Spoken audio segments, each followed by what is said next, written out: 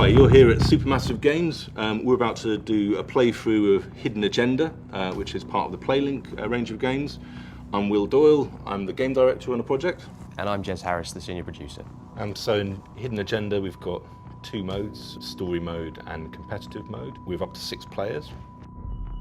How well do you know your friends? Choose wisely. Life and death decisions will be in their hands. So this is what we call trust questions. So the game challenges you at different points to identify who among your friends is the coolest under pressure, the quickest thinking. There's a whole lot of different questions as we go. And then as you'll see later in the game, the player we choose is given an executive decision on one of the key choices in the game. So we'll see who's come out here. And it's Monica. So in story mode, we're just playing the game for kicks, really. We wanted to get an experience that is a bit like a sort of movie night with a bunch of friends. You're just playing through the story, enjoying it for its own sake.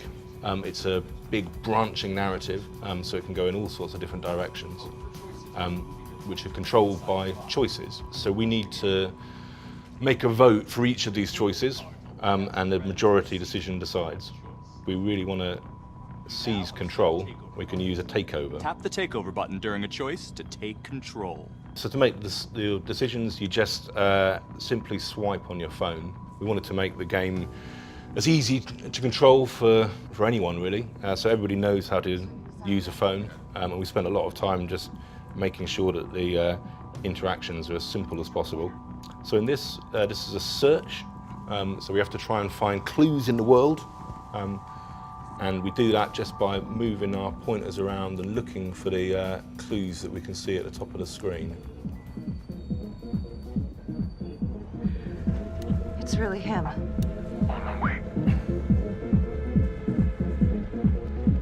So this is the star of our show, Becky Marnie. At this stage, she's just a beat cop. As the story progresses, though, she becomes a detective in the homicide department.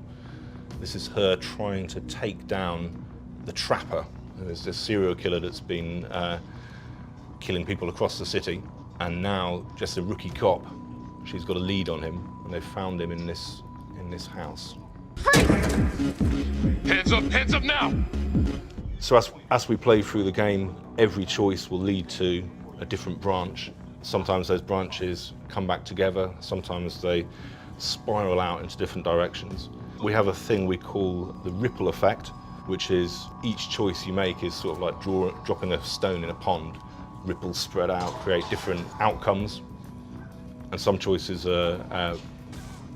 create life and death decisions, as we're about to see here. Help!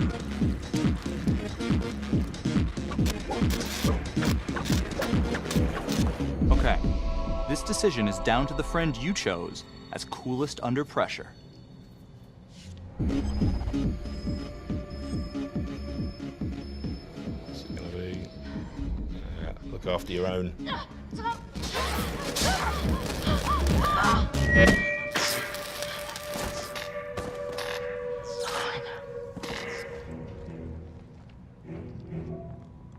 And so that's a fairly momentous decision you have to make there, and that itself has a big effect later on in the game, how you deal with that dilemma. That dilemma, though, is in that one scene, only one outcome. You know, there's other routes we can take that mean we see something completely different. Wouldn't have seen that dilemma at all. And likewise with the shooting. Shooting is about a group decision again, so it's combat. It's up to the entire group to say, yes, you know what, we're going to pull the trigger on this guy. And if you don't all pull the trigger, then you'll go down a different branch because you won't have shot, and something else will play out entirely. So this is now competitive mode. So the difference with competitive mode is that we're all against each other in this, trying to score as many points as we can, and that's handled by hidden agendas. So as we play through the game, one of us will receive a secret objective. Their goal is to make that objective come true. Our goal is to identify them. If we can identify them, we'll score points. If they make their agenda come true, they'll score points too. You've got 5 minutes. Miss Graves, I did not kill anybody. So, obviously, Supermassive's perhaps best-known game a couple of years ago was Until Dawn, which was a huge hit. It was a horror game, kind of interactive drama, very cinematic and high production values and all the things that you know about it already. And when Sony started talking to us about the PlayLink initiative, it felt like a fairly great fit for the stuff that we were wanting to do anyway, which was more of a sort of a social interactive fiction style thing. So we'd been kind of looking at slightly shorter games and this notion of a movie night that people can play together and kind of shouting at each other and trying to convince each other which way to go. Garrick using his card there is showing his hand, but you can never be completely sure because it's also he can try and put the blame onto himself even if he hasn't got it.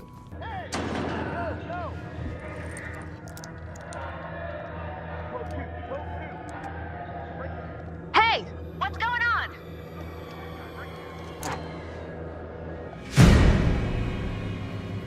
We tried to get something where the scoring for this game is really, really simple. All the way through we wanted to create something that wouldn't have any barriers to entry for people, that anybody could play it. Yet at the same time, it's quite in depth, the tactics you have with such a simple system. Because it's about the people in the room and it's about talking to each other and convincing each other of lies and half-truths. Stay back. You also see there one of the quick reaction moments we had, where it's just we have to grab the pepper spray, and whoever gets there first gets to take over. Hey! Hey! Hey! Settle down. Take it easy. We've managed to kind of craft a story that can go in all sorts of different directions. So there's a lot of just natural replayability in it. Whether you're just sitting around this story mode and want to see a different ending, or in competitive mode, just seeing where the hidden agendas take you. And trying to beat one another, that's it. It is a competitive game. That's Garrick. So now we've identified who's got it. Or we think he's got it. If we all think that it's Garrick, our goal now is just to stop him. So we need to see how he behaves when the critical choices come up. This is it, guys. Let's resolve the hidden agenda.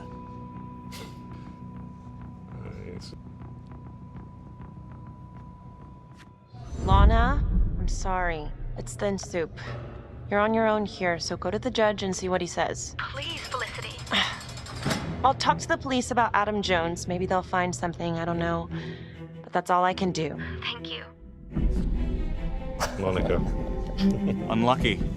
You weren't identified, but you couldn't complete your agenda. So as we play through the game, we get kind of more hidden agendas coming up. In each time, it's not always the same hidden agenda, so we don't know always what the goal is going to be. It'll be different all the time, and it's kind of back-to-back hidden agendas all the way through the game. So there you go. Thanks for watching. I hope you enjoyed it, and keep an eye out for Hidden Agenda coming soon. PlayStation